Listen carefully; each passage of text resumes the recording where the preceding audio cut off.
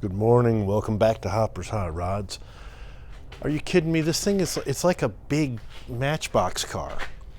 How amazing is it to be able to work on this? I mean, this thing, I still look at it and think, that's awesome. So here's what we got to do. Clean it.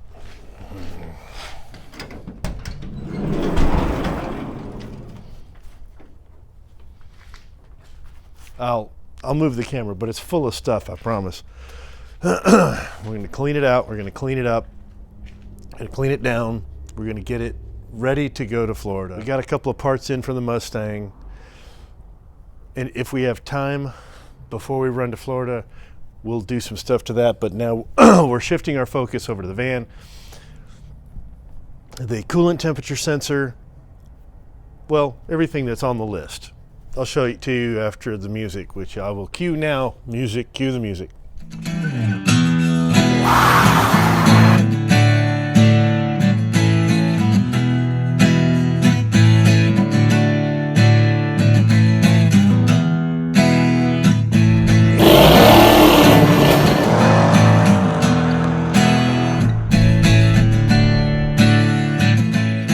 In show business, this is what we call the reveal.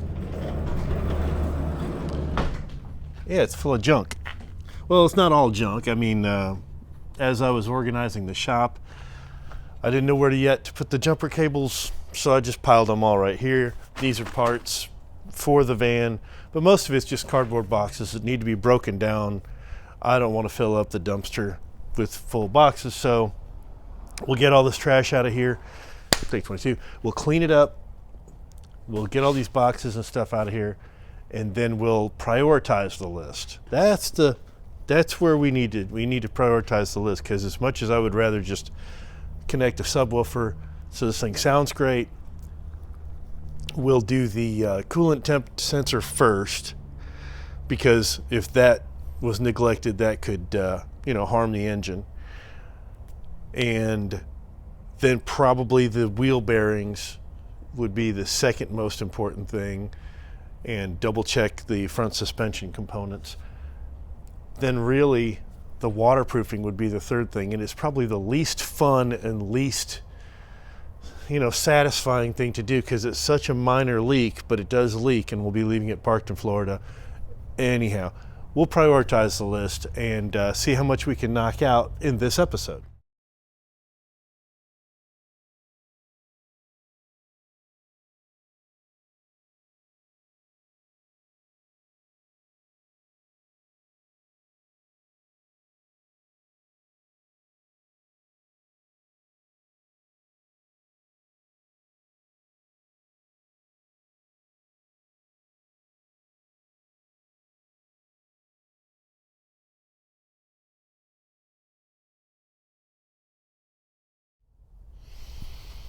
I got stuff everywhere. So I don't have a clear workbench, but I have an idea. I'm just going to take a piece of cardboard.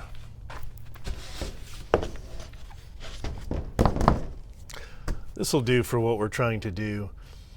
Let me go find the coolant adapter thing.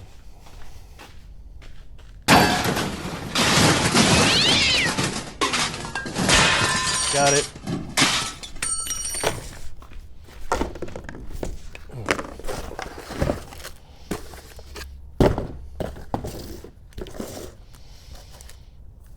Come here, I'll show you okay, we got the extension wire. This is the actual sensor that is in the stream of coolant. This is our temperature sensor for the van, in case I didn't make that clear a minute ago. And we're going to just put on a little Teflon tape. I've got some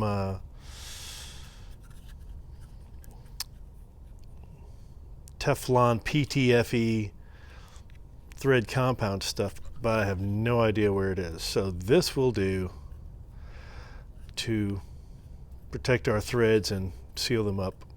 At least I hope it will.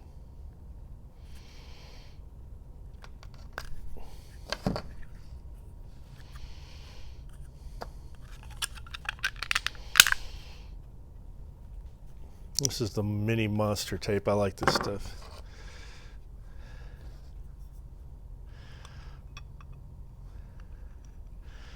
And it's not just Teflon tape, it's PTFE tape.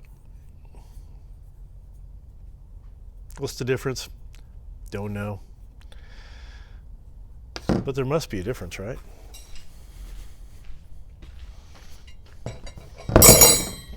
Here's the thing about about brass fittings. You don't have to go crazy over tightening them. You can just over tighten them a normal amount and then they'll be nicely over tightened. So it's possible to completely mangle brass threads. That should be more than enough. In fact, it should be just a little bit too much. So that's perfect. Now let's get it on the van here. The guy, Mr. Autocool, I guess is probably his name, specifically said that if you have to extend the wires to solder the connections, his are crimped. And I think he means if you have to extend this wire longer than it already is. And seeing as how I can't call him today to clarify it, plus I'd feel a little silly asking him if I can replace a crimp connection with a crimp connection. See, what he's got included with the kit are crimp connectors with little nuts and bolts. And I think the intention is to put the crimp connectors on one end of this wire, nut and bolt them together with the supplied hardware, and then when you get to the controlling box, clip it, strip it, and there's terminals which I will show you that the wires just slide into. But instead of doing that, I'm going to cut these off and use uninsulated connectors and some heat shrink and make a more permanent connection, only because if I need to take the radiator out, I'll be able to pretty easily just unscrew the terminals at the controller box, and the wire to the sensor will come off with the hose or the radiator or whatever it is I need to service. So we're just going to strip these guys up here.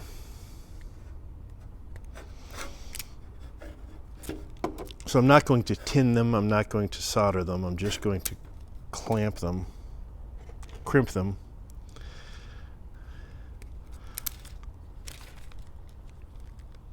And heat shrink them.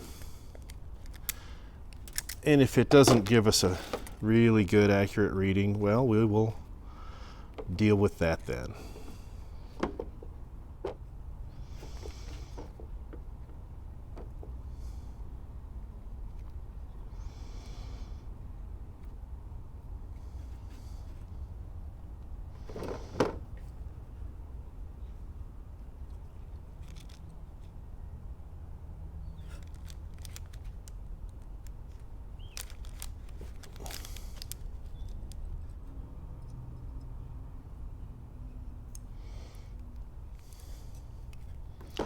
That one's not going anywhere. This is the part you always forget. Always forget to put the heat shield on until you're done with the project, and then you have to cut them back apart and get two new connectors.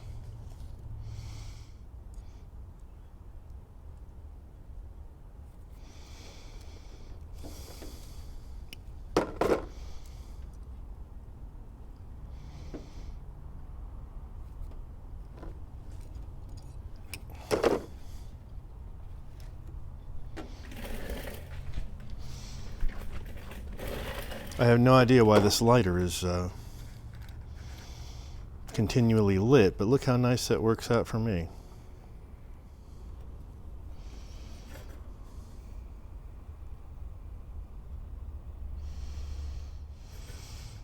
Well, those single-use lighters. Convenient, put it back in the toolbox. The temperature sensor is now ready to install. We got the Teflon tape on, shrink wrap, and I'll put some loom on this wire when we put it, you know, where we're going to put it. All right.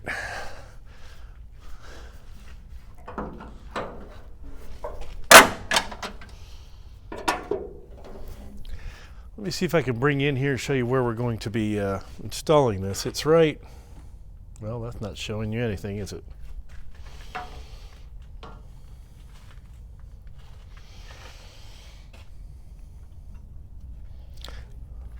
I'll find a better, I'll set the camera.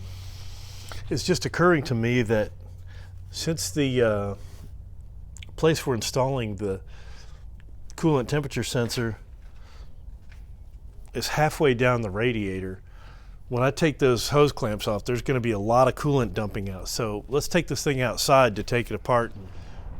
We're going to install the adapter in the upper radiator hose, which on this vehicle, it's not all that upper. It's 8 inches below the top of the radiator, which is why we're going to do this in the great out of doors here. Let me see if I can.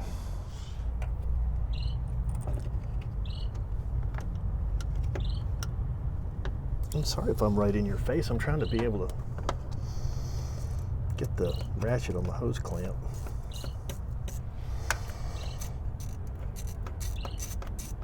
Have I mentioned how much I like these Milwaukee sockets? They're square at one end, so once you get something started, it's usually pretty easy to just spin them with your fingers.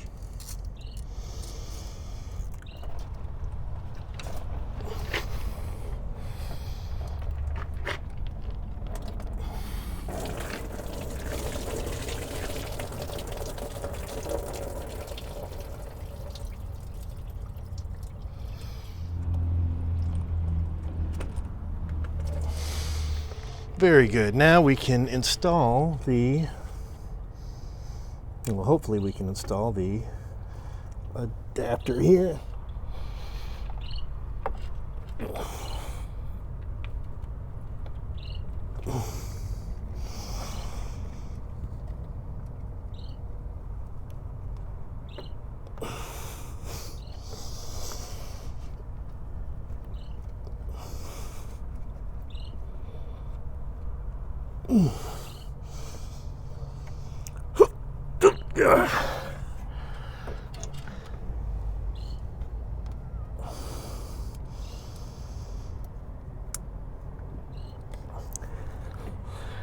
We'll just slide these clamps back in place.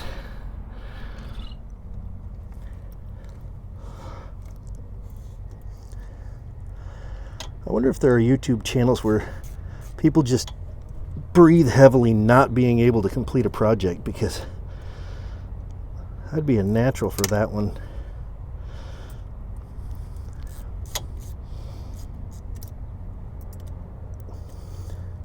I think heavy breathing went out in the 70s though.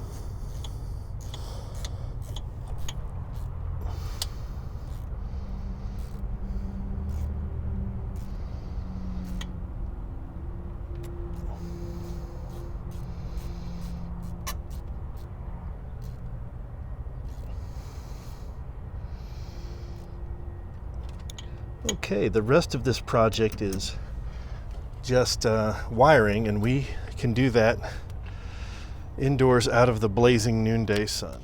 Take 22. Look, the last video came out on Friday and it's already Sunday, but we are just about to be able to get some wiring done here.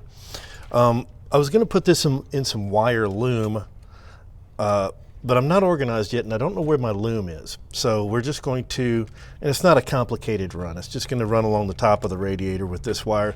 So I think a couple of zip ties will suffice for now. One here would be good. Am I worried about a ground loop isolation causing some sort of resonant feedback in the signal? No, because I have no idea what any of that means. It's just gobbledygook, really.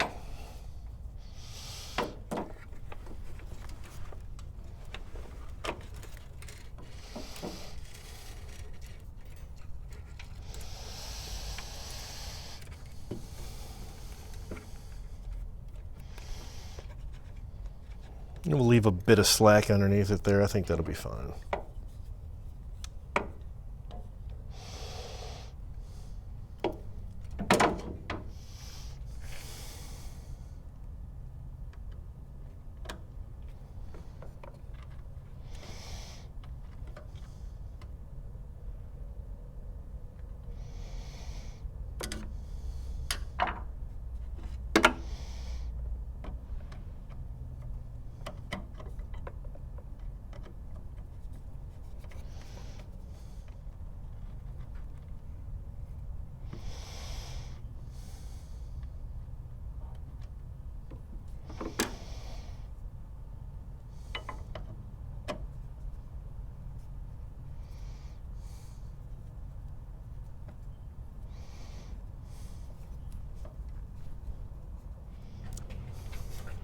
This thing connects really simply, and that's what I like about it. Your main fan ground, you got a ground wire to the body, and then the ground wire coming from your fans connects to these big two terminals here, and then the rest is just super simple. One straight to the battery, one ignition hot, a ground wire, just ground it to the car, sensor, the temperature sensor has two wires, and it doesn't matter the polarity. Air conditioning, we will connect later, and then a fail-safe switch, which you just run a wire into the car, put a switch on it, and it runs to the ground. Just put a screw anywhere inside the car, so no matter what, you can flick that switch. It's a fail-safe switch. And that's it. Oh wait, we gotta clip the zip ties. Always one last detail. Don't forget to clip the zip ties so they can be razor sharp also. And is that it? Can we really mark something off the list? Let's see, tags, no, hadn't done that, nope, not even close, nope. It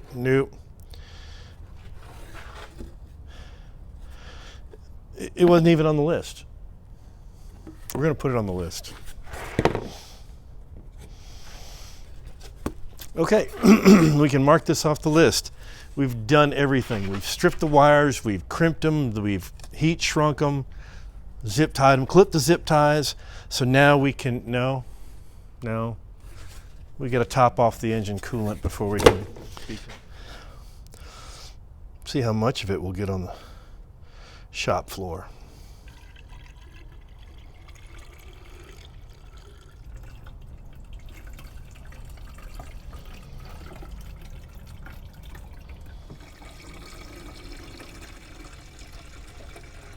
It looks normal. It looks like it's supposed to be that way anyway. I don't know. We'll find out. And just that quickly, we can mark something off the very short list. Temperature sensor, done. Really, the next thing for safety would be the headlight switch, which, you know, who doesn't enjoy, you know, wiring and electrical? Okay, let's get into this headlight business. Where's the, yeah, I got it right here. My headlights suddenly stopped working. So what I did was grabbed a wire off of the horn, and I wired it to one of the running lights, which is, there you go, you can see it. See how I tapped into the running light? It still came on when I pulled the switch out, and I just took this purple wire and plugged it into the plug of the headlight. Well, you might be able to see. I don't know. I can't tell. Well, I'm trying to hold three things here now. You can see I just took the wire and jammed it in the plug. We're going to unplug it now. And you can see the wire just connected to the running lights. But I was on the side of the road in Nashville, so I had to do something. Let's see if we can get this plugged back in.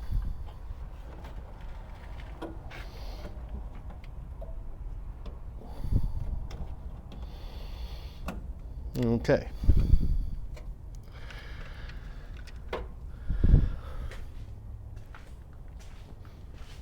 Now in here, under the dash, I know it's a mess. You don't have to tell me.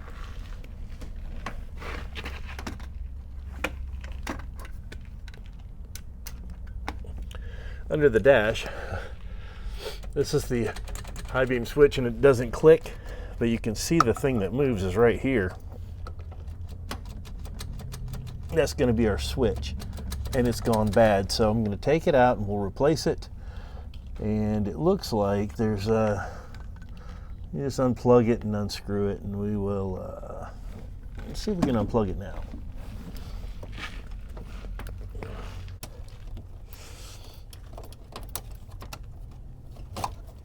Okay, there's our plug, and it doesn't look melted or anything, but okay, here's our switch.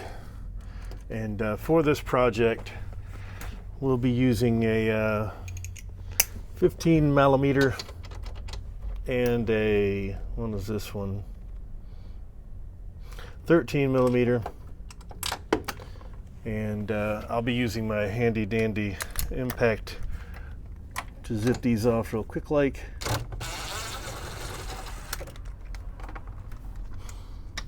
And we're going to remove the plate that holds the steering column in place, because I think we need to remove that to get to what we're trying to get to.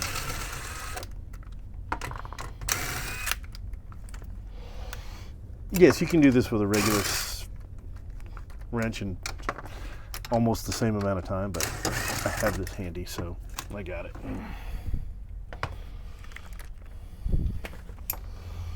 Now, see, we can see the little retaining bolts here. Now, let me see if I can figure out what size those are.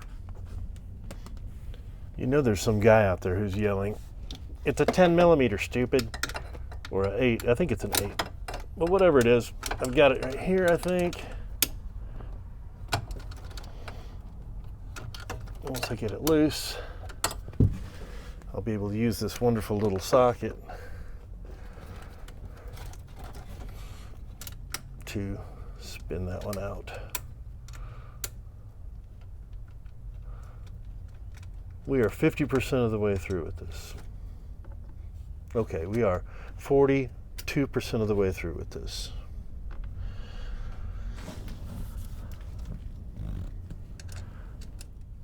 And now we can see, oh wow, this thing had a lot of adjustment on it. It could have just been out of adjustment. No, this thing's messed up, look, see? It's supposed to pop all the way back out. There, see? Yep. Okay, we had a bad part. Okay. This is our faulty, damaged part. This is our new,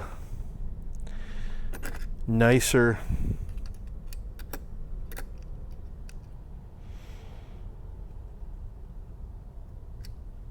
I guess that comes out. See nothing and see something. This is the good one. All right, here's my plan. I'm going to put the screw right where it's supposed to be, because once this thing's in place, you can't see it very well. Oh, that's not going to work, but that's okay. Okay, there's that.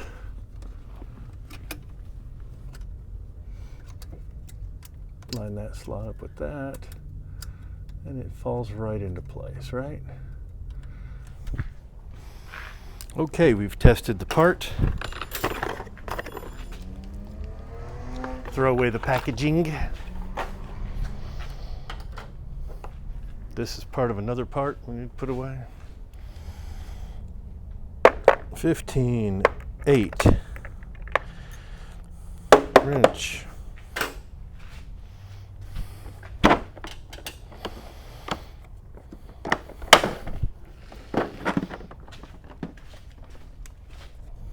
Ah, now, headlight switch, done. Tomorrow's the last day, which means packing and preparing. So I think we should probably get the van ready to drive right now, as though we need to leave in a couple of hours. That way, if anything happens, at least it's ready. Do that. This just means clean it and check the fluids, check the tire pressure. Yeah, let's do that part. Oh, and put the tags on it. We'll do that. Tags next.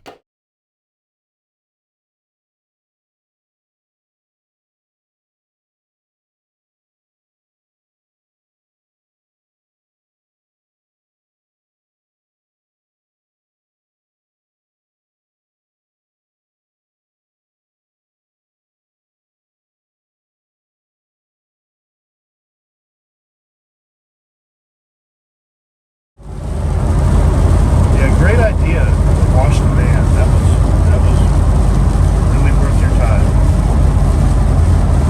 Heading to Florida, all systems are nominal. Everything looks like it's supposed to work. Hopefully good.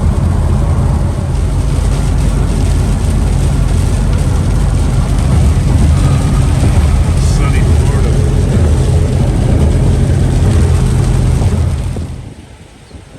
Well, we made it to sunny Florida, and the #1 tourist destination of Florida. But yeah, don't bother with the waterproofing. It's dripping a little here and here, but we made it to Florida.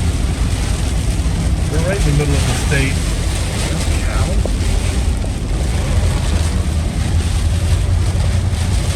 But we're only a couple of minutes from our destination, and it looks like the road is flooding. It's been raining almost the entire way.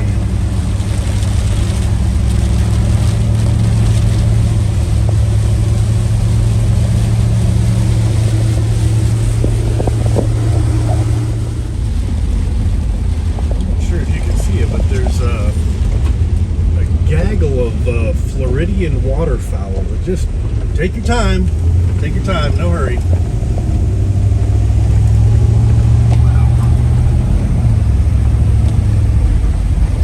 Florida's a beautiful state, except for all the bugs that want to kill you. Well, the van made it to Florida. Spanish moss, so nice. No problems. Felt like one of the front wheels was about to fly off. No air conditioning, but man, this thing's awesome. There's a little water dripping in through the windshield, but next episode we're going to get the Mustang going, because we really need to do some work on this thing, and we need to build an adventure motorcycle for some upcoming adventures. See you next Friday, or that's it for this week. Thanks for watching, and we will see you very soon.